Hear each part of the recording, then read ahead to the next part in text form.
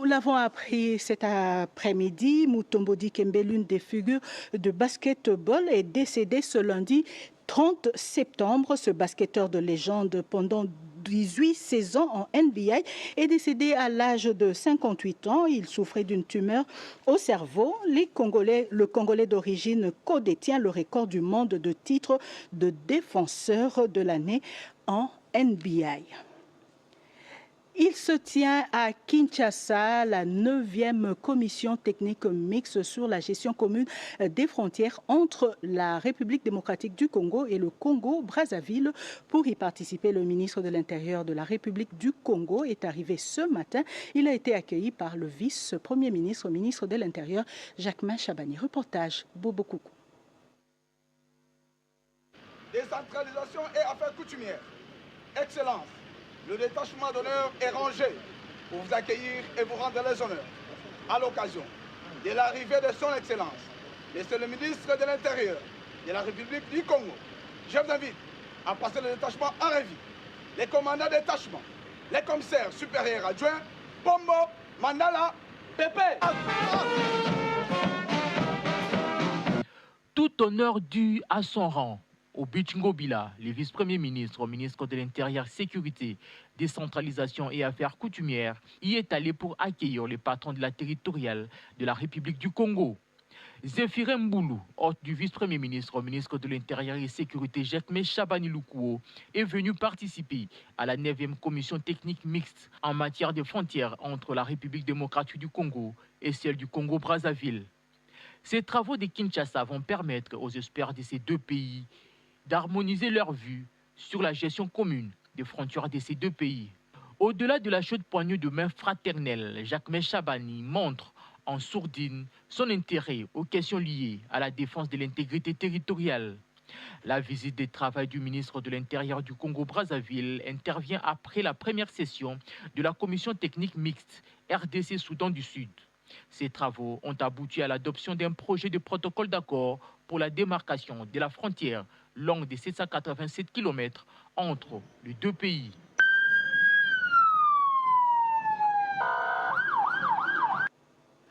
En séjour à Kisangani, dans la province de la Chopo, le vice-premier ministre, ministre de la Défense nationale, a présidé ce lundi 30 septembre le Conseil provincial de la sécurité élargi aux organes de la province de la Chopo. Autre détail avec Sandra Nyangui.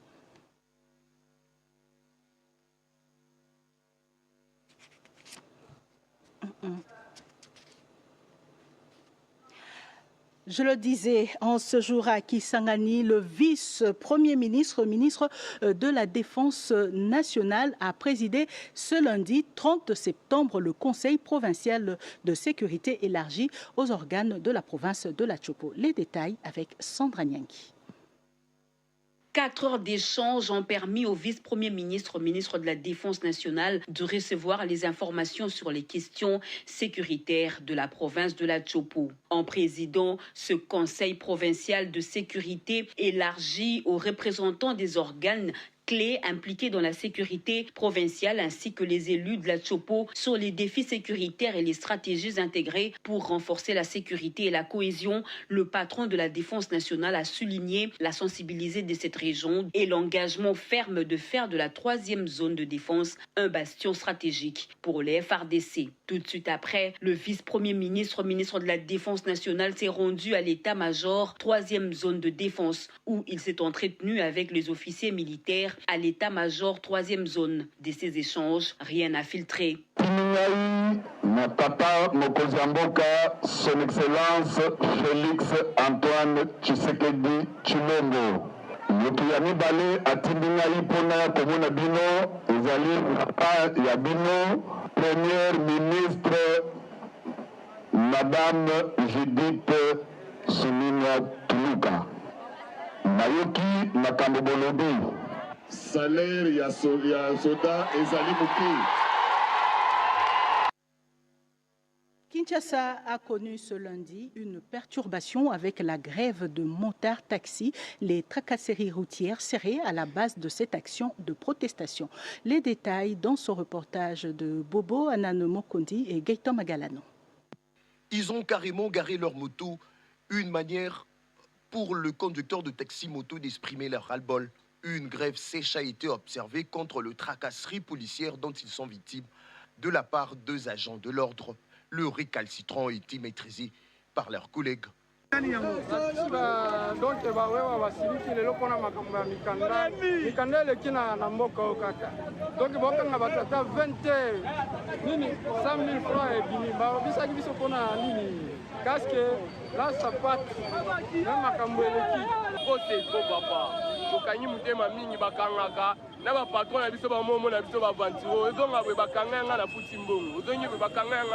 dans la journée, moi, je vais 5 fois.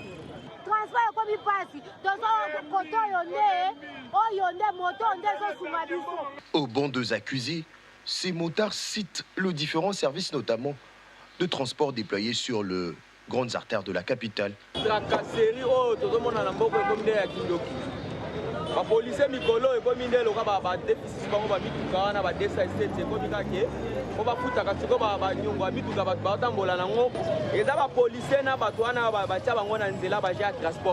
Interrogé ce lundi, le ministère provincial de Transport précise qu'une réunion urgente a tablé sur la question. Il y a un mouvement d'agitation sur toutes les grandes artères de la ville de Kinshasa. Et c'est à l'issue de quoi, ou à la suite de quoi, si vous voulez, que nous sommes organisés de pouvoir nous mettre autour de la table avec tous nos partenaires du secteur. Et dans les heures qui suivent, vous serez informés parce que nous allons réagir par voie de médias. L'encadrement de conducteurs de taxi-moto ainsi que 2 éléments de la police nationale congolaise constituent aujourd'hui une nécessité pour éviter tout cas de dérapage. Le 29 juin 2025, le gouvernement congolais va lancer le marathon international de Kinshasa. Le ton des préparatifs de la première édition a été donné ce lundi par la première ministre. Pour Judith Souminois, ce marathon va contribuer au bon positionnement de la RDC dans le concert des nations. Reportage Jim Mamogo. On a tout fait pour provoquer l'événement parce qu'il faut pouvoir créer des situations qui pourront promouvoir le sport congolais. À part promouvoir le corps du sport congolais, le marathon c'est très symbolique parce qu'à travers le marathon, on aura un message à passer à travers l'humanité, à travers pratiquement tous les pays. Car il y aura la presse internationale, on va mettre en avant notre ville de Kinshasa, Kinshasa la Belle. Et ça pourra aussi, on pourra mettre en avant aussi tout ce qui est oublié du Congo. L'agression rwandaise et tout ce qui y va avec. Donc je pense que ce sera l'occasion pour qu'on puisse aussi s'exprimer à travers le monde. Il va s'inscrire dans la durée parce que les premiers 5 ans, on va commencer d'abord par ça. Et puis à part ça, l'année prochaine, il y aura les Jeux congolais qui vont aussi s'inscrire dans la durée parce que chaque année, on va commencer à avoir des Jeux congolais, les Jeux africains. Il y aura des événements sportifs de façon à promouvoir le sport pour essayer de diminuer tout ce qui est délinquance parce que tout le phénomène Koulouna, c'est dû au fait que les jeunes n'ont pas réussi à plus s'occuper. Avec le sport déjà c'est quelque chose de très noble, déjà du point de vue de la santé. Et aussi, nous savons aujourd'hui que les sportifs peuvent se faire beaucoup d'argent. Le sport peut faire améliorer l'économie du pays. Dans d'autres pays, le sport amène beaucoup d'argent. Ici, ça a été un peu négligé, mais nous devons mettre le sport là où il est censé être. Je ne suis pas le ministre du football, je suis ministre des sports et loisirs. Il y a l'athlétisme, il y a la boxe, il y a le judo, il y a le karaté. On aura le catch au mois de décembre pour ceux qui sont les amateurs du catch. Nous allons avoir par rapport au jubilé de Edingue Motonangenge et de M. Papa Kele qui a été champion du monde. On va les honorer au mois de décembre. Il y aura des catcheurs qui vont venir de partout, de la France, de la Belgique, des États-Unis. Ils vont venir se battre ici pendant 2 jours. On a tellement de choses à proposer et à mettre sur la place publique par rapport au secteur des sports.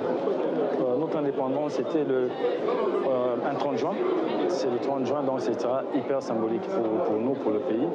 Et ce sera l'occasion de pouvoir, comme je le dis, que la ville de Kinshasa puisse être sous les projecteurs. Donc c'est très symbolique cette date.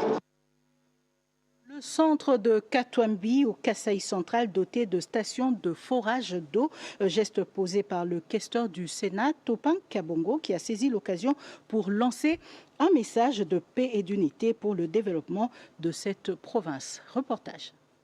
2e journée à Kananga, un séjour qui a permis à Topin Kabongo, questeur du Sénat, de communier avec les fidèles catholiques du Kasaï central. L'unité et l'amour, seul message pour les questeurs du Sénat. Juste après, les cortèges de Topin Kabongo s'est dirigé vers Katwambi, siège des bâtisseurs du service national dans la province du Kasaï central. Un forage a été inauguré par cette hôte de marque. Vous dépendez du président de la République, Félix Antoine Tshisekedi Tshilombo, Fachi Béton. J'ai toujours entendu parler de vous. Il vous aime beaucoup. Et ça, c'est le deuxième forage qu'on a installé dans ce village. Donc, le deuxième forage, Destination Mikalai. Les questeurs Topin Kabongo a palpé les réalités des infrastructures routières. Toujours à l'écoute de ses concitoyens, Topin Kabongo a apporté des vivres et non-vivres à l'orphelinat qu'il a parrainé. Sentiment de gratitude de bénéficiaires. Dernière étape, la commune rurale de Matamba, située à 22 km de Kananga. Sur place, il a inauguré un forage, ce qui porte à 32 le nombre de stations de forage construites grâce à sa fondation. Et maintenant, la population peut exulter en renouant avec l'eau du robinet. Le forum Makutano à New York, la RDC continue à attirer les investisseurs. Le ministre des Médias, Patrick Mouyaya, et son collègue des Mines ont parlé opportunités d'affaires. Les détails dans ce reportage avec notre envoyé spécial, Joseph Oscar Mbalkaïj. Des investisseurs américains et congolais vivant aux États-Unis d'Amérique ont pris d'assaut cette salle qui a offert son hospitalité au forum Makutano organisé à New York par son initiatrice Nicole Soulou. Des échanges sur le New Deal dans les cadres du réseau Makutano et surtout les opportunités d'affaires qu'offre cet espace d'échange étaient au cœur de ce forum auquel ont pris part le ministre de Mines Kizito Pakabomba et son collègue des médias Patrick Mouyaya Katembwe. Aujourd'hui, si l'on parle de la transition énergétique dans le monde, la solution vient de la RDC. Les principaux minéraux critiques se trouvent en République démocratique du Congo.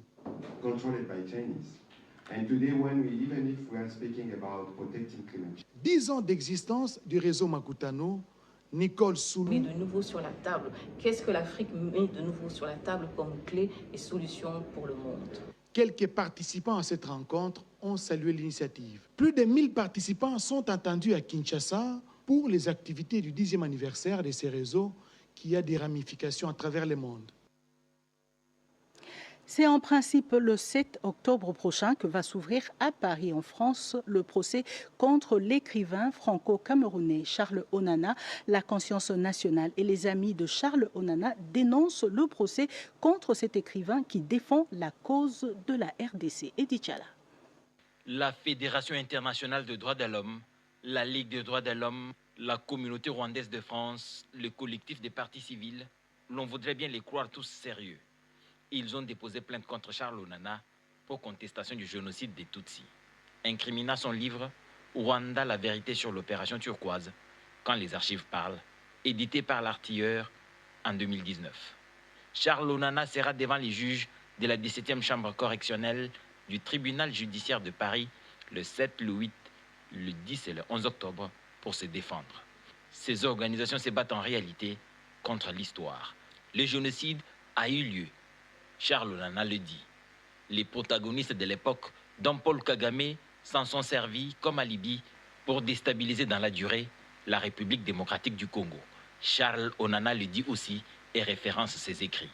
Derrière le procès contre Charles Onana, on y voit la main de Paul Kagame, qui a déjà tenté un procès contre Charles en 2002. Ce sont donc des retrouvailles entre un criminel et un écrivain. Cette fois, les Congolais se liguent pour soutenir cet africaniste. La conférence débat tenue par le professeur Kambaï Bouacha, Freddy Moulumba et Justin Bitakura est illustratif d'une prise de conscience de l'intelligentsia congolaise. Les écrits de Charles Onana ont pris date avec l'histoire. Autant les travers de Léopold II dans sa quête du caoutchouc ont été dénoncés par certains écrivains occidentaux comme Edmond Morel. La cruauté de Paul Kagame est dénoncée par un Africain, Charles Onana. Que ce soit des organisations telles la FIDH, les associations françaises, ça conforte la thèse d'un complot ourdi contre la RDC. Jacques Matande, un journaliste congolais de la BBC, avait payé un lourd tribut pour avoir interviewé Charles Onana pour BBC, la très réputée radio libre d'opinion. Kagame et ses lobbies ne vaincront pas la vérité. Même les Rwandais savent qu'ils sont entre les mains d'un rapace. Michel Hong le dit avec une telle précision dans Rwanda Assassins sans frontières. Peut-être que le prochain procès sera contre elle. La République arabe d'Égypte veut investir en RDC dans plusieurs domaines, notamment l'énergie, les infrastructures et autres. Son ambassadeur en RDC l'a dit au directeur général intérimaire de l'ANAPI, Agence nationale pour la promotion de l'industrie, Bruno Chibango. C'est un reportage de Yvette Makoutima. En assainissant son environnement des affaires par des réformes, la République démocratique du Congo ambitionne de transformer ses ressources naturelles en richesses réelles. Cette opération de grande envergure attire déjà les investisseurs qui sont en pourparlers avec l'Agence nationale pour la promotion des investissements ANAPI pour une coopération win-win avec les pays de Félix Antoine Tshisekedi Tshilombo. L'Égypte et la RDC se sont convenus sur la nécessité d'accroître la coopération économique et commerciale en multipliant la présence des investisseurs égyptiens dans plusieurs domaines, notamment l'énergie, transport, infrastructure, agriculture, pêche et élevage. Veut exprimer par son diplomate en poste à Kinshasa, Echam El Mekwad, qui s'est fait accompagner du conseiller au développement à l'ambassade de la République arabe d'Égypte, au directeur général ad intérim de l'ANAPI, le professeur Bruno Chibango Kabaji. On a discuté des possibilités d'investissement en RDC, la présence d'investisseurs égyptiens et dans plusieurs domaines. Énergie, transport, infrastructure, agriculture, pêcherie, élevage. On va travailler ensemble pour faciliter la tâche pour ces investisseurs égyptiens de venir investir en RDC le plus rapidement possible. L'Égypte compte établir des contacts réguliers avec l'ANAPI pour justement soutenir cette ambition mutuelle autour des investissements et du commerce. 60 millions de dollars américains seront mobilisés pour la paie des comptes finaux des retraités de la RVA. L'annonce est du président du conseil d'administration de la Régie des voies aériennes lors de sa visite à l'aéroport de Bangoka à Kisangani. Trifon Kinke Mulumba a également annoncé la construction sur fonds propres d'une polyclinique moderne. Anita Luamba. Dans le cadre de sa visite d'inspection des infrastructures aéroportuaires du pays, qui a débuté dans la ville de Goma, en passant par Bunia, en province de l'Ituri, Trifon Kinke Mulumba, président du conseil d'administration, à la tête d'une forte délégation, est arrivé dans la ville de Kisangani, en province de la Chopo, dernière étape de sa tournée. Soucieux des intérêts du personnel de la RVA, mais aussi de la modernisation de ses infrastructures, le président du conseil d'administration de la RVA s'est entretenu avec le comité de gestion avant de visiter l'aérogare, la direction générale des migrations et la piste d'atterrissage dont les travaux de réhabilitation et de modernisation sont déjà presque terminés. RVA SA a décidé d'affecter quelques 800 000 $ en fonds propres pour l'érection d'une polyclinique. C'est un événement historique. Ça n'avait jamais existé et cette polyclinique va s'ouvrir dans 6 mois. C'est que 60 millions de $ ont été mobilisés par le conseil d'administration en accord avec certaines banques pour que les décomptes finaux des nombreux cadres et agents de la RVA qui n'ont jamais reçu leur retraite, que ces fonds puissent leur être affectés. Le président du conseil d'administration de la RVA se dit l'homme le plus heureux. Avec ses travaux de rénovation, l'aéroport de Bangoka pourra désormais rejouer son rôle commercial, celui d'être un hub entre les villes de Lubumbashi, Goma et Kisangani. On a vu que c'est un bijou.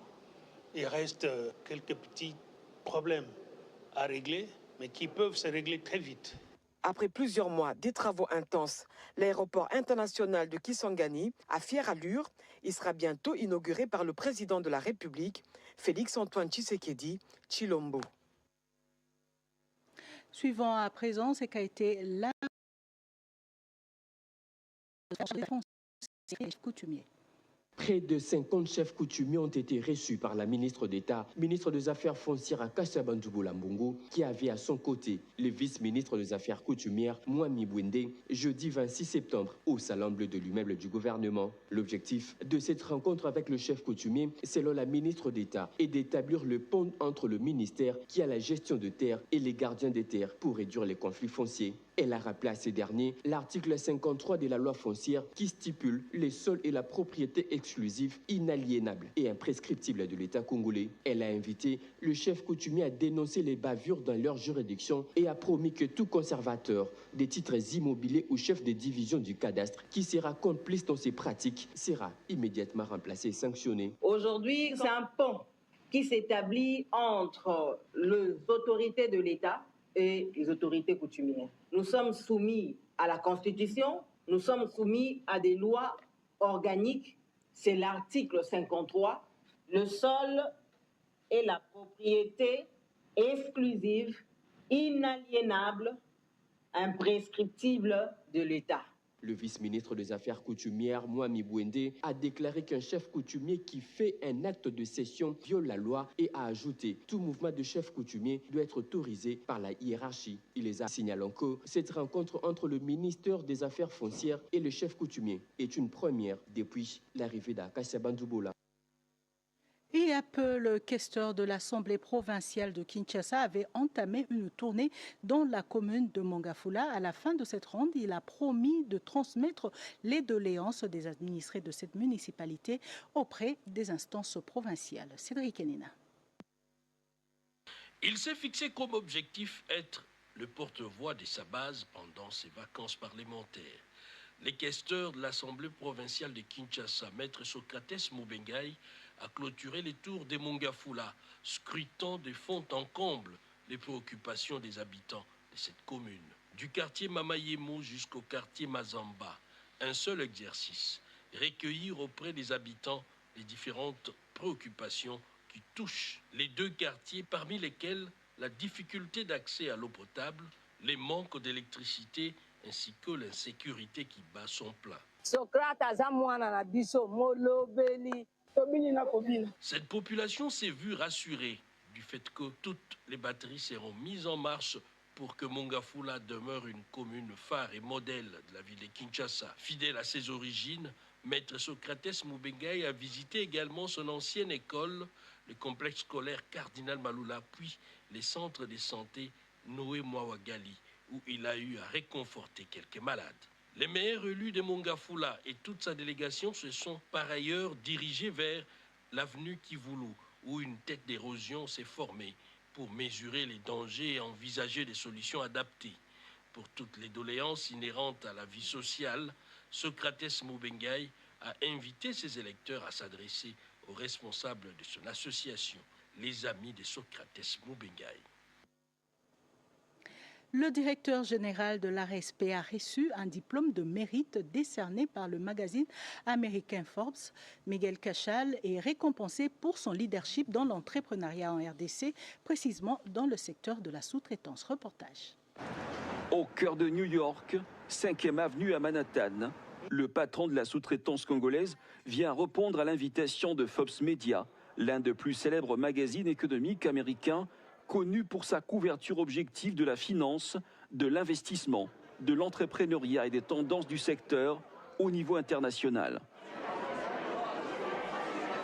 Dès son entrée au siège social de Forbes USA, le directeur général de la RSP, Miguel Cachal, profite de ce moment de retrouvailles avec d'autres convives de haute facture.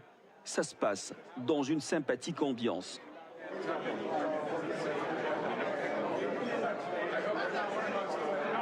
En effet, il s'agit d'une soirée de récompense d'excellence des personnalités africaines de l'Angola, du Nigeria et de la République démocratique du Congo qui se sont distinguées par leur politique managériale payante sur la base des critères objectifs analysés par un comité d'experts. Miguel Cachal-Katimbe se retrouve sur la liste de nominés meilleur manager Forbes Best of Africa 2024.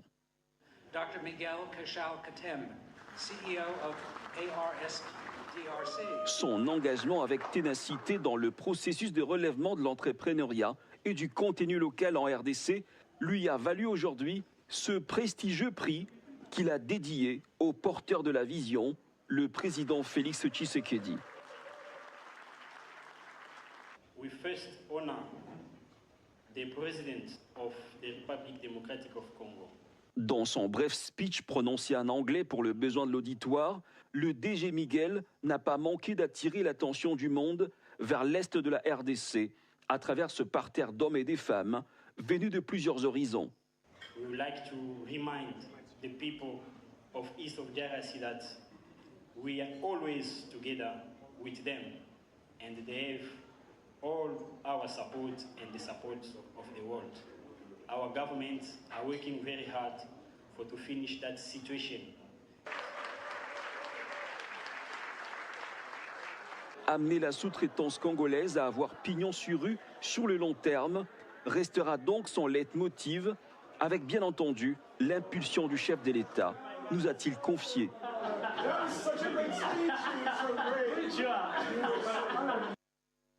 Rentrée politique du secrétariat permanent de l'Union sacrée de la Nation, le professeur André Mbata a, au cours d'un point de presse, fixé l'opinion sur l'émission de l'Union sacrée, sa charte et l'épineuses questions de la révision de la Constitution. Il a annoncé pour bientôt l'inauguration du siège du secrétariat permanent de l'Union sacrée. Reportage Robert Ndaye. C'est une annonce qui était très attendue par la classe politique congolaise à l'occasion de la rentrée politique du secrétaire permanent de l'Union sacrée de la Nation. Le professeur André Mbata Betoukoumé Soumangou a, au cours de la conférence de presse ce lundi 30 septembre 2024, donné des éclaircissements sur plusieurs sujets d'actualité en République démocratique du Congo. La redynamisation de la machine politique de la haute autorité politique de l'Union sacrée de la Nation, la révision de la Constitution, sujet qui fait polémique dans le salon IP de Kinshasa, la guerre d'agression avec le processus de Luanda, autant de sujets abordés par le secrétaire permanent de l'Union sacrée de la Nation, le professeur André Mbata Betoukoumé Soumangou. Quelle est la place du secrétaire permanent que je suis?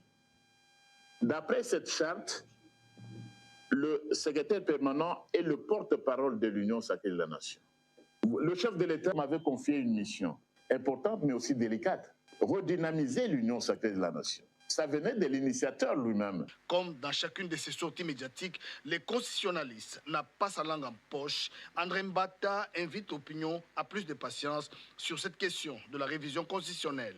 Une déclaration de l'Union sacrée de la Nation sera faite bientôt, mais tout de même, l'acte constitutionnel est le meilleur, mais pas éternel, lâche le professeur des droits constitutionnels, André Mbata Betoukoumé Soumangou, et le procès de Luanda de s'inviter au débat. Le secrétaire permanent rappelle. Le processus de Luanda, nous sommes totalement d'accord avec ce que le chef de l'État a dit à New York.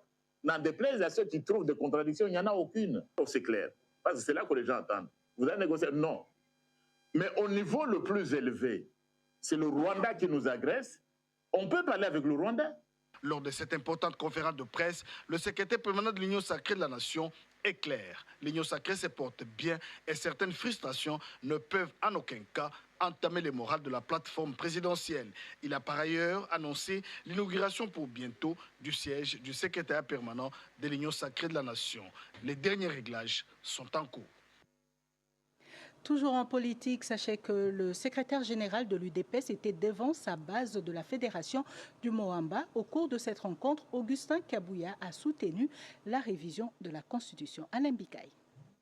En tournée de réarmement moral dans les 4 fédérations de son parti de la ville de Kinshasa, les Moamba étaient la dernière étape de la descente du secrétaire général de l'UDPS à la base. Sur place, le président intérimaire de l'UDPS a invité la base de son parti à l'amour et à l'unité pour accompagner les actions du chef de l'État, Félix Antoine Tshisekedi Tshilombo, et son gouvernement.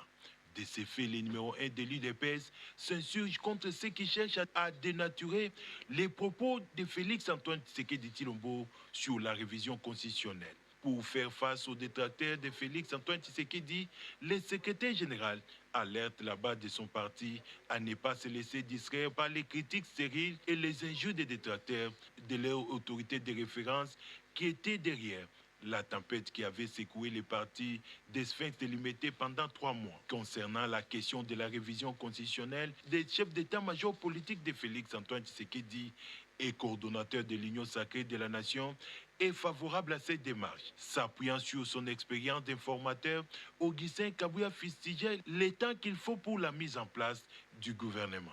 Révision constitutionnelle, informateur.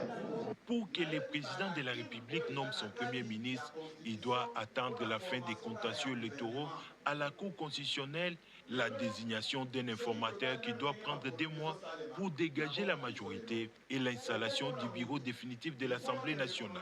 Une situation qui freine le fonctionnement du pays à cause de la quine que contient la Constitution.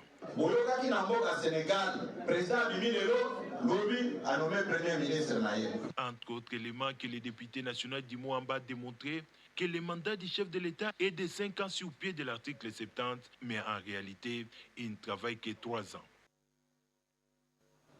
Renforcer l'unité et la cohésion de l'UDPS, clé de la redynamisation des activités du parti, c'est le but de la campagne menée par le secrétaire national honoraire Raphaël Kapobou. Après la crise dans l'UDPS, l'heure est à la redynamisation de ce parti présidentiel. Dans la dynamique de la restauration des activités de ce parti, le secrétaire national honoraire, le patriarche Raphaël Kapambou, poursuit sans désemparer sa campagne de conscientisation de toutes les cellules de base. Il était à la cellule de la fédération de l'UDPS Tchangou où il a invité ses combattants à reprendre les activités du parti dans l'unité et la cohésion, car l'union fait la force, a-t-il dit.